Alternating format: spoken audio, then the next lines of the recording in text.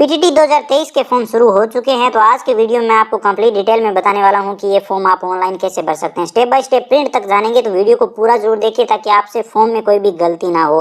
Govind Guru tribal university Banswara इस बार PTT करवाएगी, तो वेबसाइट का इंटरफेस चेंज आपको लग सकता है। वेबसाइट का लिंक वीडियो डिस्क्रिप्शन में दिया हुआ है, वहां से डायरेक्ट आप इस वेबसाइट पे आ सकते हैं। अगर आप बीए बीएड या फिर बीएससी बीएड 4 ईयर कोर्स के लिए अप्लाई करना चाहते हैं तो आप इस ऑप्शन पे क्लिक करेंगे। 2 ईयर कोर्स के लिए आप इस ऑप्शन पे क्लिक करेंगे। लेकिन आगे का जो दोनों में प्रोसेस है वो एकदम एक जैसा है, दोनों में सेम है। चाहे आप बीएड 2 ईयर कोर्स के लिए अप्लाई करें या फिर 4 ईयर कोर्स के लिए। लास्ट डेट जो रखी गई है अभी के लिए 5/4/2023 है और जो आपका एग्जाम होगा वो 21/5/2023 को होगा। तो चलिए हम यहाँ पर बीए 2 ईयर कोर्स के लिए अप्लाई करेंगे, तो इस ऑप्शन पे क्लिक करते हैं। बाकी मैं आपको बता चुका हूँ कि आगे का प्रोसेस दोनों में एक जैसा है। उसके बाद यहाँ पर फिल एप्लीकेशन फॉर्म पे क्लिक करेंगे। सबसे पहले आवेदक का नाम आ जाएगा, पिता का नाम यहाँ पर दर्ज कर देंगे। उसके बाद यहाँ पर जो भी डेट ऑफ बर्थ है वो सिलेक्ट कर लेंगे अपने हिसाब से 10th की मार्कशीट के अकॉर्डिंग। उसके बाद पेमेंट ऑप्शन में आप ई-मित्र कियोस्क सिलेक्ट कर लेंगे, लेकिन यहाँ पर आप एटीएम कार्ड, नेट बैंकिंग सभी तरीके से पेमेंट कर सकेंगे, वो भी मैं आपको आगे दिखाऊंगा। तो ये सब डिटेल दर्ज करके नेक्स्ट पे क्लिक करेंगे। नेक्स्ट करते ही यहाँ पर आपको माता का नाम दर्ज करने के लिए बोला जाएगा। यहाँ पर आप माता का नाम 10वीं की मार्कशीट के अकॉर्डिंग दर्ज करेंगे। फोटो अपलोड करेंगे, साइज 100 KB से कम रखना है, जेपीजी फॉर्मेट में फोटो अपलोड कर सकते हैं। सिग्नेचर में 50 KB से साइज कम रखना है, जेपीजी फॉर्मेट में सिग्नेचर आप अपलोड कर सकते हैं। कोशिश करें कि यहाँ पर आप ब्लैक पेन से सिग्नेचर अपलोड करें। यहाँ पर लेफ्ट हैंड का थंब इंप्रेशन यानी अंगूठे का निशान अपलोड करना है, वो भी ब्लैक इंक पैड से यहाँ पर बताया जा रहा है। लेकिन अगर आप ब्लू से करते हैं तो भी कोई दिक्कत नहीं है, हर बार बताया जाता है। लेकिन कोशिश करें अगर आपके पास है तो यहाँ पर आप ब्लैक इंक पैड से ही ये अंगूठे का निशान और ब्लैक पेन से सिग्नेचर अपलोड करें। इसका साइज 100 KB से कम रखना है, जेपीजी फॉर्मेट में ये अपलोड करना है। तो ये तीनों चीज यहाँ पर आप अपलोड कर देंगे। उसके बाद नेक्स्ट बटन पे क्लिक करेंगे। उसके बाद यहाँ पर आपको ये तीनों चीज आगे दिखाई देगी। तो यहाँ पर फोटो, सिग्नेचर और अंगूठे का निशान चेक कर लीजिए सही आया है कि नहीं। उसके बाद यहाँ पर सबसे पहले जेंडर सिलेक्ट करेंगे, मेल या फीमेल, वो आप अपने हिसाब से सिलेक्ट कर लीजिए। विवाहित स्थिति चुनेंगे, विवाहित है अविवाहित है वो आप अपने हिसाब से यहाँ पर सिलेक्ट कर लेंगे। अगर विवाहित है तो यहाँ पर, अगर लड़की है तो हस्बैंड का नाम आ जाएगा, नहीं तो ये कुछ भी यहाँ पर दर्ज करने की जरूरत नहीं है, जन्म तिथि ऑटोमेटिक आ चुकी है। उसके बाद यहाँ पर स्टेट बोनाफाइड यानी कि कौन से स्टेट में आपका जन्म हुआ है वो सिलेक्ट कर लीजिए। उसके बाद आपका जो भी जिला है वो यहाँ पर आप सिलेक्ट कर लेंगे। चलिए हम यहाँ पर जिला सिलेक्ट कर लेते हैं अपने हिसाब से। तो हमने यहाँ पर जोधपुर सिलेक्ट कर लिया। उसके बाद आपकी जो भी श्रेणी है, कास्ट कैटेगरी जो भी है वो यहाँ पर आप सिलेक्ट कर लीजिए। ओबीसी, जनरल, ईडब्ल्यूएस है। अगर आप ओबीसी में अगर आपकी इनकम 8 लाख से कम है तो आप ओबीसी नॉन क्रिमिनल सिलेक्ट कर लीजिए, नहीं तो यहाँ पर आप ओबीसी क्रिमिनल सिलेक्ट कर लीजिए। उसके बाद यहाँ पर आप माइनॉरिटी में आते हैं तो यस कर सकते हैं, नहीं तो आपको नो करना है। बाकी ये सभी डिटेल अगर आप पर लागू होती है, अगर आप विवाहित हो तो यहाँ पर ये सभी डिटेल ओपन हो जाएगी और आपको बता देना आप तलाकशुदा हो या नहीं, विधवा हो या नहीं। उसके बाद यहाँ पर अगर आप रक्षा कर्मचारी आश्रित हो तो यहाँ पर यस कर सकते हो, नहीं तो आपको नो करना है। अगर आप विकलांग हो 40% से ज्यादा तो आप यस कर सकते हो और उससे संबंधित आपको कैटेगरी भी बतानी होगी, नहीं तो आप यहाँ पर नो कर देंगे। चलिए हम विकलांग नहीं है तो यहाँ पर हम नो कर देते हैं। उसके बाद नीचे आएंगे और यहाँ पर हमें परमानेंट एड्रेस बताना है, जो हमारा स्थायी पता है तो वही हमें यहाँ पर बताना है। तो सबसे पहले आप अपना वार्ड नंबर, क्षेत्र का नाम, गांव का नाम यहाँ पर दर्ज कर दीजिए, तहसील का नाम दर्ज कर दीजिए, पोस्ट ऑफिस, यहाँ पर आपका राज्य कौन सा है वो यहाँ पर आप सिलेक्ट कर लीजिए, आपका जिला कौन सा है वो यहाँ पर आप चुनाव कर लेंगे। चलिए हम जिला सिलेक्ट कर लेते हैं अपने हिसाब से। तो हमने यहाँ पर, चलिए जोधपुर कहाँ गया, जोधपुर हमें सिलेक्ट करना है, ये सिलेक्ट कर लिया। उसके बाद आप अपने पिन कोड यहाँ पर दर्ज कर देंगे। उसके बाद कोरस्पॉन्डेंस एड्रेस मतलब आपका जो पत्राचार पता है, वर्तमान जो पता है वो यहाँ पर आप दर्ज करेंगे। तो वर्तमान पता यहाँ पर दर्ज कर दीजिए। अगर आपका स्थायी पता और वर्तमान पता एक ही है तो दोनों जगह पर सेम पता दर्ज कर दीजिए। उसके बाद पिन कोड आ जाएंगे। यहाँ पर आपकी ईमेल आईडी आप दर्ज कर दीजिए, जो भी ईमेल आईडी आपके फोन में लगी हुई है, ऑप्शनल है, आप चाहें तो दर्ज कर सकते हैं। उसके बाद यहाँ पर आप अपने मोबाइल नंबर दर्ज कर देंगे। मोबाइल नंबर दर्ज करते टाइम ध्यान रखें सही मोबाइल नंबर दर्ज करें, क्योंकि ये मोबाइल नंबर आगे आपको रिपोर्टिंग तक हमेशा काम में आएंगे। जी हाँ, जब तक आपका बीएड कंप्लीट नहीं होगा तब तक मैं कहता हूँ काम आएंगे। तो सही से और 4 बार चेक करके मोबाइल नंबर दर्ज करें। यहाँ पर फैकल्टी ऑफ ग्रेजुएशन चुनेंगे, आपके पास कॉमर्स था, साइंस था, आर्ट था, वो आप अपने हिसाब से यहाँ पर सिलेक्ट कर लीजिए। चलिए हम यहाँ पर आर्ट सेलेक्ट कर लेते हैं। अब आगे यहाँ पर टीचिंग सब्जेक्ट के कॉम्बिनेशन के बारे में बताया हुआ है, तो यहाँ पर आपको एक बार ध्यानपूर्वक देख लेना चाहिए। जैसे कि अगर आप सोशल स्टडीज यहाँ पर लेना चाहते हैं तो यहाँ पर इसके आगे जो भी सब्जेक्ट दिए हुए हैं इनमें से 2 सब्जेक्ट आपके पास ग्रेजुएशन में होने चाहिए, तभी आप यहाँ पर सोशल स्टडीज ले सकते हैं। सिविक्स लेना चाहते हैं तो इनमें से 2 सब्जेक्ट, यहाँ पर जो 2 सब्जेक्ट दिए हैं इनमें से एक सब्जेक्ट आपके पास ग्रेजुएशन में होना चाहिए, तभी आप ये ले सकते हैं। तो ये बात आप ध्यान में रखना। तो यहाँ पर चेक कर लीजिए, अगर आपने कॉमर्स वगैरह ले रखा है तो उस हिसाब से चेक कर लीजिए। उसके बाद यहाँ पर हमने बीए कर रखा है तो हम बीए सेलेक्ट करेंगे, अगर आपने बीए ऑनर्स वगैरह कर रखा है तो वो सिलेक्ट कर लीजिए।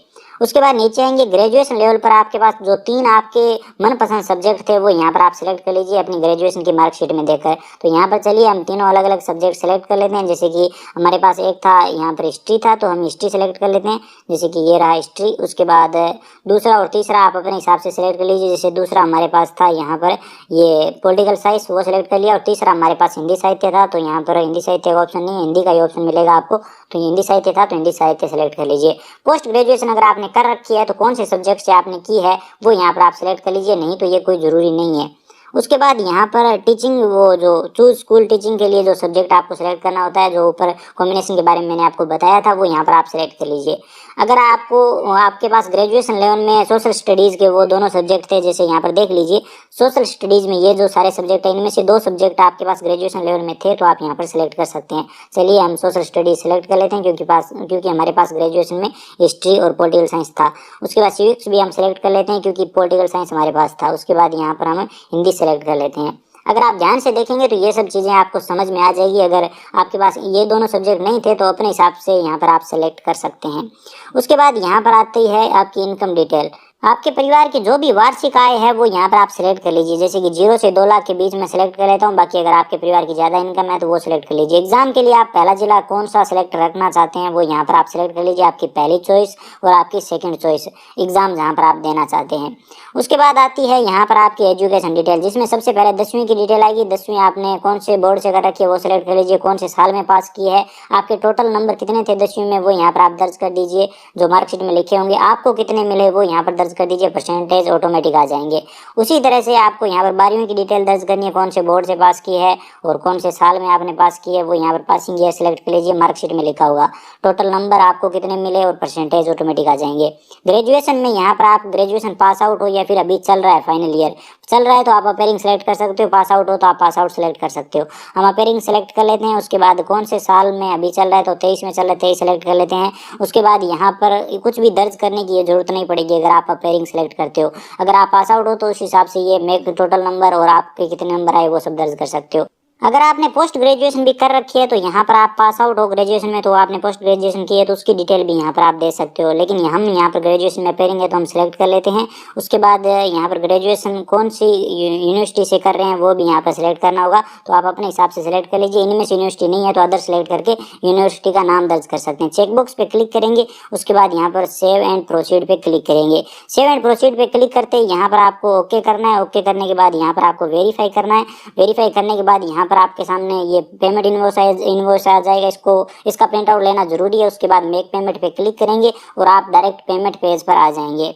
यहाँ पर सबसे सरल तरीका तो ये है पेमेंट करने का कि इस QR कोड को आप अपने फ़ोन पे, गूगल पे, पेटीएम से स्कैन करो और डायरेक्ट 5 रुपये का पेमेंट हो जाएगा। इसके अलावा अगर आप ATM कार्ड या फिर क्रेडिट कार्ड से पेमेंट करना चाहते हैं तो भी यहाँ पर ऑप्शन दिया हुआ है, इस पर क्लिक करेंगे इस वाले ऑप्शन पे। उसके बाद यहाँ पर आप अपने कार्ड की डिटेल दर्ज कर सकते हो, जैसे कार्ड के नंबर, एक्सपायरी मंथ, ईयर। उसके बाद CVV नंबर दर्ज करेंगे, पे क्लिक करेंगे, नंबर पे OTP आएगा। उसके बाद OTP देके पेमेंट हो जाएगा। UPI नेट बैंकिंग से भी आप पेमेंट कर सकते हो, लेकिन इसमें दिक्कत है कि नेट बैंकिंग में आपके थोड़ा सा एक्स्ट्रा चार्ज लगेगा। लेकिन सबसे जो सरल तरीका है, चलिए हम फोन पे से इस QR कोड को स्कैन कर लेते हैं और डायरेक्ट यहाँ पर पेमेंट हो जाएगा। जैसे मैं यहाँ पर इसे स्कैन करके और पेमेंट करता हूँ अपने फ़ोन पे में, तो यहाँ पर आप देखिए ये पेमेंट हो चुका है। तो इस तरह से पेमेंट सक्सेसफुल आपके सामने लिखा हुआ आ जाएगा और यहाँ पर ये रिसिप्ट आपको मिल चुकी है, पेमेंट वाली रिसिप्ट है। इसका प्रिंट आउट आपको ले लेना है। चलिए इसका प्रिंट आउट ले लेते हैं और इसे सेव कर लेते हैं। उसके बाद प्रिंट फॉर्म पे क्लिक करेंगे और फॉर्म का प्रिंट आउट लेंगे। आप देख सकते हैं फाइनल फॉर्म का प्रिंट आउट आ चुका है। तो अब इस प्रिंट आउट को आपको अपने पास सेव करके रख लेना है। अगर किसी कस्टमर का है तो उसे आपको ये दे देना है। तो चलिए इसका भी फाइनल प्रिंट आउट ले लेते हैं। प्रिंट पे क्लिक करेंगे और इसका प्रिंट आउट भी लेके अपने पास सेव कर लेते हैं एक बार।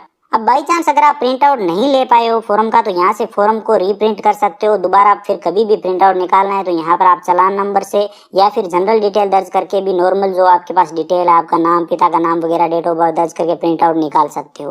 तो ये भी बहुत अच्छा ऑप्शन है। इसी के साथ अगर आपने पेमेंट रिसिप्ट का प्रिंट आउट नहीं लिया है तो बाई जनरल डिटेल से भी यहाँ पर आप पेमेंट रिसिप्ट दोबारा से निकाल सकते हो अगर आप भूल गए हो किसी भी कारणवश। तो इस तरह से आप ये कंप्लीट फॉर्म भर सकते हो। उम्मीद करता हूँ आपको कंप्लीट जानकारी समझ में आ गई होगी। अगर वीडियो पसंद आया तो हमारी मेहनत के लिए लाइक जरूर करिए, अपने दोस्तों के साथ शेयर करिए। चैनल पर नए हो तो प्लीज चैनल को सब्सक्राइब करके बेल आइकन प्रेस कर लीजिए, क्योंकि PTT से संबंधित हर वीडियो आपको इस चैनल पर मिल जाएगा। इसके अलावा अगर आपके मन में कोई भी सवाल या सुझाव है, फॉर्म भरने में आपको कोई भी दिक्कत आ रही है तो आप बेझिझक कमेंट सेक्शन में बता सकते हैं। चलिए।